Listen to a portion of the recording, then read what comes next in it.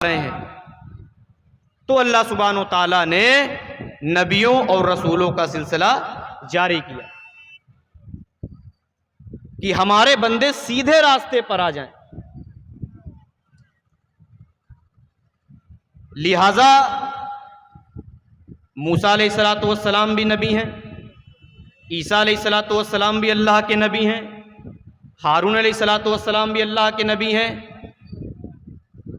बहुत सारे नबियों को अल्लाह सुब्हानो ताला ने भेजा।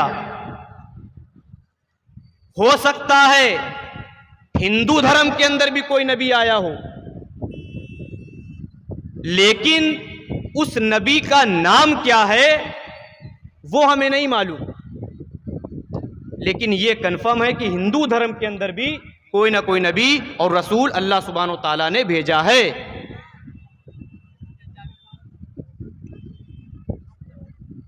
मूसा अलैहिस्सलातु वस्सलाम के ऊपर जो किताब नाजिल हुई तौरात,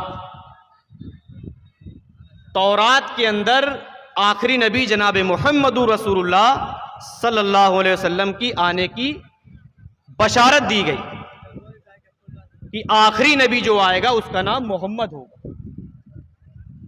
इंजील के अंदर भी जो ईसा अलैहिस्सलातु वस्सलाम पर नाजिल की गई उसके अंदर भी ईसा अलैहिस्सलातु वस्सलाम ने आखिरी नबी के आने की बशारत दिया। और अल्लाह सुब्हानो ताला ने भी उस चीज को कुरान करीम के अंदर नोट किया। क्या कहा? वइज़ क़ाल ईसा इब्नु मरियम या बनी इसराईल इन्नी रसूलुल्लाह। जब ईसा अलैहिस्सलातु वस्सलाम ने अपनी कौम से कहा, आए मेरी कौम के लोगों, आए बनी इसराइल, इन्नी रसूलुल्लाहि मुसद्दिक़ल लिमा बैन यदैहि मिनत तौरा, आए मेरी कौम के लोगों, मैं अल्लाह का भेजा गया रसूल हूं। मुझसे पहले जो मूसा अलैहिस्सलातु वस्सलाम नबी बनकर आए हैं उनके ऊपर जो किताब नाजिल की गई है मैं उसकी तस्दीक करता हूं, मैं उसके ऊपर ईमान लाता हूं। व मुबश्शिरम बिरसूली याती इस्मुहु अहमद। ओ लोगो, आए मेरी कौम के लोगो, आए बनी इसराइल, मैं तुम्हें एक ऐसे नबी के आने की खुशखबरी दे रहा हूं जिसका नाम अहमद होगा। अहमद तौरात के अंदर मोहम्मद और इंजील के अंदर अहमद। अब हिंदू धर्म के अंदर देखिए, अल्लाह के नबी सल्लल्लाहु अलैहि वसल्लम ने, दुश्मनों ने आपको मुतालबा किया, चैलेंज किया कि आप चांद के 2 टुकड़े करें। अगर आपने चांद के 2 टुकड़े कर दिए तो हम आपके ऊपर ईमान ले आएंगे, हम इस मुसलमान हो जाएंगे। अल्लाह के नबी ने चांद की तरफ इशारा किया, चांद के 2 टुकड़े हो गए। हिंदुस्तान में रहने वाला राजा, राजा भोज, आप लोगों ने सुना होगा, उसने देखा हिंदुस्तान में रह करके चांद के 2 टुकड़े हो चुके हैं। भविष्य पुराण के अंदर पूरा वाक्य नकल है। चांद के जब 2 टुकड़े राजा भोज ने देखा तो मक्का के अंदर आया और मक्का में आने से पहले उसने जानने की कोशिश करी, अपने प्रजा को फैलाया और कहा पता लगाओ चांद के 2 टुकड़े कैसे हो गए हैं, पता लगाओ चांद कैसे टूट गया है। प्रजा ने बताया, आए मेरे राजा भोज, आए मेरे सरताज, आए मेरे मालिक, रेगिस्तान में रहने वाला यानी मक्का के अंदर एक ऐसा आदमी पैदा हुआ है जो कहता है कि हम अल्लाह के रसूल हैं, अल्लाह ने हमें आखिरी नबी बनाकर भेजा है। उसका ना तो बाप है ना माँ है, वो यतीम है, उसका कोई नहीं है, वो अजीब व गरीब मोज़े दिखाता है। राजा भोज ने सुना, 10,000 का लश्कर ले करके अल्लाह के नबी सल्लल्लाहु अलैहि वसल्लम से लड़ने के लिए चला गया, क्योंकि राजा भोज से यह कहा गया था कि जिसने चांद के 2 टुकड़े करे हैं वो आपके माबूतों को बुरा भला कहता है, गालियां देता है, और वो सिर्फ अल्लाह की इबादत करता है, एक माबूद की इबादत करता है, 360 माबूदों की इबादत नहीं करता। राजा भोज लड़ने के लिए निकले, 10,000 का लश्कर है, राजा बोझ 10,000 का लश्कर लेकर के मक्का चले गए। मक्का पहुंचते ही क्या देखते हैं कि नबी अकरम सल्लल्लाहु अलैहि वसल्लम सामने बैठे हुए हैं, आसपास आपके सहाबाई किराम हैं, एक तरफ 10,000 का लश्कर है लड़ने के लिए। राजा भोज हिंदुस्तान से मक्का के अंदर आया है। अल्लाह के नबी को बुलाया, आमने सामने खड़े हैं। कहा मैं राजा भोज हूं, हिंदुस्तान से आया हूं, मैंने आपके बारे में कुछ चीजें सुनी हैं, लिहाजा मैं आपसे चंद सवाल करूंगा और उसके सवाल करके वापस चला जाऊंगा। अल्लाह के नबी ने कहा ठीक है। भविष्य पुराण के अंदर लिखा हुआ है, राजा भोज ने जो सबसे पहला सवाल किया, आए मोहम्मद, चांद के 2 टुकड़े किसने किए हैं? अल्लाह के नबी ने कहा हमने। कहा ठीक है, मेरी किताब में आपके बारे में कुछ लिखा हुआ है, यानी मेरी किताब में जो आखिरी नबी आएगा उसके बारे में कुछ चीजें लिखी हुई हैं, कुछ भविष्यवाणियां लिखी हुई हैं, लिहाजा मैं चंद सवाल आपसे करूंगा। आए मोहम्मद, मुझे ये बताइए कि आपके पैदा होने से पहले जब आप मां के पेट में थे, 7 महीने के थे, क्या आपका बाप दुनिया से आपको छोड़कर चला गया था? अल्लाह के नबी ने कहा। फिर राजा भोज ने सवाल किया, आए मोहम्मद, जब आप 6 साल के हुए, क्या आपकी मां भी आपको दुनिया से छोड़कर चली गई थी? अल्लाह के नबी ने कहा। आप यतीम है? कहा। तो उस मौके पर राजा भोज ने अपनी जुबान से जो अल्फाज निकाले, मेरे भाइयों जरा उस पे नजर डालिएगा। फरमाया, नमस्ते गिरजानाथ, मरुस्थल निवास ने, बहुमाया पर्वत ने। नमस्ते गिरजानाथ, हिंदू था, हाय हेलो सलाम तो कुछ जानता नहीं था। नमस्ते गिरजानाथ, मैं आपको नम करता हूं, मैं अपना सर आपके सामने झुका रहा हूं। अल्लाह के नबी ने मना कर दिया, समझाया, नहीं नहीं, सर सिर्फ अल्लाह के सामने झुकाया जाता है। नमस्ते गिरजानाथ, मरुस्थल निवास ने, रेगिस्तान में रहने वाला। अब बताइए, रेगिस्तान में कौन रहता है? किसका जन्म रेगिस्तान में हुआ? अल्लाह के नबी सल्लल्लाहु अलैहि वसल्लम का। यह भविष्य पुराण के अंदर लिखा हुआ है। क्या कहा? आए मोहम्मद सल्लल्लाहु अलैहि वसल्लम, नमस्ते,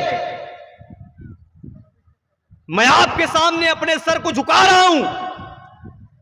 बहुमाया पर्वत ने, आप तो बड़ी माया में पर्वत हैं, आप तो बड़े बड़े मोजज़े दिखाया करते हैं, आपने एक इशारे से चांद के 2 टुकड़े कर दिए। आप तो वो है कि कंकड़ियों से भी अशहदु अल्ला इलाहा इल्लल्लाह व अशहदु अन्ना मुहम्मदुर रसूलुल्लाह की गवाही दिलवा दें। आपके पास बहुत सारे मोजज़े हैं। इतना कहने के बाद वो राजा भोज वहां से चला गया, हिंदुस्तान वापस आ गया। तो मेरे भाइयों, हिंदू धर्म की किताबों के अंदर भी लिखा हुआ है कि आखिरी नबी, अंतिम महर्षि आ चुका है, जो कि पूरी की पूरी शनाख्त, पूरी की पूरी पहचान हमारे नबी जनाब मुहम्मदुर रसूलुल्लाह सल्लल्लाहु अलैहि वसल्लम से मिलती है। और जब ये नबी आ जाए, मुहम्मदुर रसूलुल्लाह दुनिया के अंदर आ गए, तो मुहम्मदुर रसूलुल्लाह के आने के बाद किसी की नहीं चलेगी, ना किसी पीर की चलेगी, ना किसी इमाम की चलेगी, ना किसी बुजुर्ग की चलेगी, ना किसी वली की चलेगी। क्यों? आइए एक हदीस देखते हैं। एक हदीस, हजरत उमर रज़ियल्लाहु ताला अन्हु कुछ ले करके जाइए, गाना वाना ये सब बहुत सुनते हैं आप लोग, कुछ लेकर जाइए। एक हदीस सुनिए। आए अल्लाह के नबी सल्लल्लाहु अलैहि वसल्लम के पास हजरत उमर आए, तौरात का नुस्खा लेकर के जो मूसा अलैहिस्सलाम पर नाजिल हुई थी। गौर से सुनिएगा, कान के खटके खोल लें, दिमाग के पर्दे खोल लें। नुस्खा लेकर के आए, किताब लेकर के आए, वो किताब जो मूसा अलैहिस्सलाम पर नाजिल हुई थी। कहने लगे अल्लाह के रसूल, हाज़िही नुस्खतुम मिनत तौरा, आए अल्लाह के रसूल ये तौरात का नुस्खा है, ये तौरात किताब है जो मूसा अलैहिस्सलाम पर नाजिल हुई है। फजअल यक़रा, हजरत उमर रज़ी अल्लाह ताला अन्हु तौरात का नुस्खा हाथ में लिए हुए हैं और पढ़ना शुरू कर दिया। अल्लाह के नबी मौजूद हैं, तौरात का नुस्खा पढ़ना शुरू कर दिया। फतगय्यर वजहु रसूलिल्लाह सल्लल्लाहु अलैहि वसल्लम, हजरत उमर तौरात का नुस्खा पढ़ रहे हैं, अल्लाह के नबी सल्लल्लाहु अलैहि वसल्लम का चेहरा बदल गया। हजरत अबू बकर सिद्दीक भी मौजूद हैं। क्या देख रहे हैं कि अल्लाह के नबी सल्लल्लाहु अलैहि वसल्लम का चेहरा बदल गया है, चेहरा लाल हो गया है, आंखें लाल हो गई हैं। हजरत उमर को कहा है, उमर बंद करो, तुम्हें दिख नहीं रहा है नबी अकरम सल्लल्लाहु अलैहि वसल्लम का चेहरा लाल हो चुका है? तुम तौरात का नुस्खा पढ़ रहे हो, नबी का चेहरा लाल, तुम्हारी मां तुम्हें गुम पाए, तुम बर्बाद हो जाओ, हलाक हो जाओ। अल्लाह के नबी सल्लल्लाहु अलैहि वसल्लम का चेहरा मुतगय्यर हुआ। हजरत अबू बकर सिद्दीक रज़ियल्लाहु ताला अन्हु ने डांट लगाई। हजरत उमर डर गए बिल्कुल से, कहने लगे अल्लाह के रसूल माफ कर दीजिए, गलती हो गई, औज़ु बिल्लाहि मिन गज़बिल्लाह व अला मिल्लति रसूलिल्लाह, आए अल्लाह हमसे गलती हो गई, अल्लाह के रसूल हमसे गलती हो गई, मुझे माफ कर दीजिए। हड़बड़ा गए बिल्कुल से। जानते अल्लाह के रसूल सल्लल्लाहु अलैहि वसल्लम ने उस मौके पर क्या कहा था? फरमाया, आए उमर लौ बदा मूसा फत्तबातुमूहु व तरकतुमूनी व लज़ललतुम अन सवाइस सबील।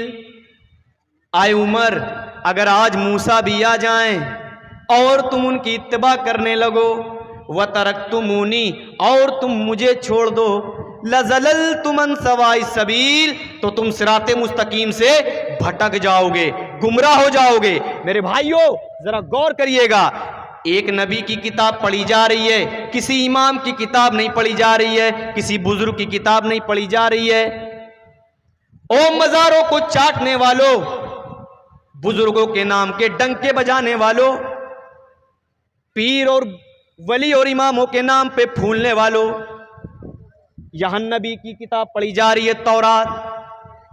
जब एक नबी की किताब के आगे दूसरी नबी की किताब नहीं चल सकती है, कुरान मौजूद है, तौरात का मामला नहीं चल सकता है, मूसा मौजूद नहीं है, अल्लाह के नबी मौजूद हैं, किसी नबी की नहीं चल सकती है। अल्लाह के नबी क्या कह रहे हैं? अगर आज मूसा भी आ जाएं तो मेरे भाइयों, आज मूसा की भी नहीं चलेगी, ईसा की भी नहीं चलेगी, बल्कि मोहम्मदुर रसूलुल्लाह की चलेगी।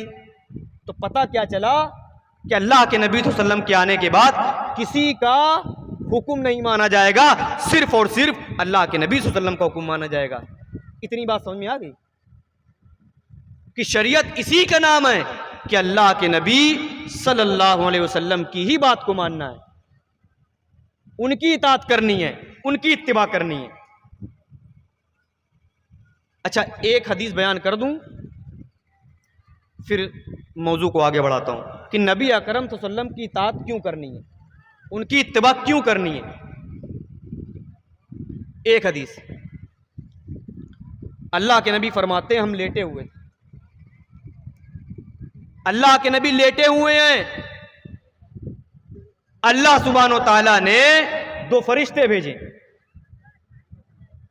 अल्लाह के नबी फरमाते हैं, हम लेटे हुए थे, मेरे पास दो फरिश्ते आ गए। एक फरिश्ता आसमान और जमीन के बीच में लटक गया, दूसरा फरिश्ता मेरे बगल में आकर बैठ गया। गौर करिएगा, दो फरिश्ते थे, एक फरिश्ता मेरे बगल में और एक फरिश्ता आसमान और जमीन के बीच में, बिल्कुल हवा में लटका हुआ। जमीन वाला फरिश्ता आसमान वाले फरिश्ते से कह रहा है, हुआ हुआ, क्या ये वही है? क्या ये वही है? आसमान वाले फरिश्ते ने कहा, हाँ हाँ वही है। जमीन वाले फरिश्ते ने आसमान वाले फरिश्ते से कहा, अय फरिश्ते, जिन्हू बिरजुलिन, इसको एक आदमी के साथ वजन किया जाए, एक आदमी के साथ वजन किया जाए। एक पलड़े में मोहम्मद रसूलुल्लाह को रखा जाए और दूसरे पलड़े में एक आदमी को रखा जाए। अल्लाह के नबी फरमाते हैं, आसमान वाले फरिश्ते ने, फवुजिन तू बिरजुलिन, मुझे एक आदमी के साथ तौला गया, फरजअतुहु, मैं उसके ऊपर भारी पड़ गया।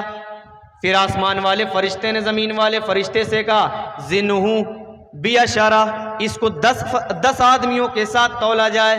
अल्लाह के नबी फरमाते हैं कि मुझे 10 आदमियों के साथ तौला गया, मैं उनके ऊपर भारी पड़ गया।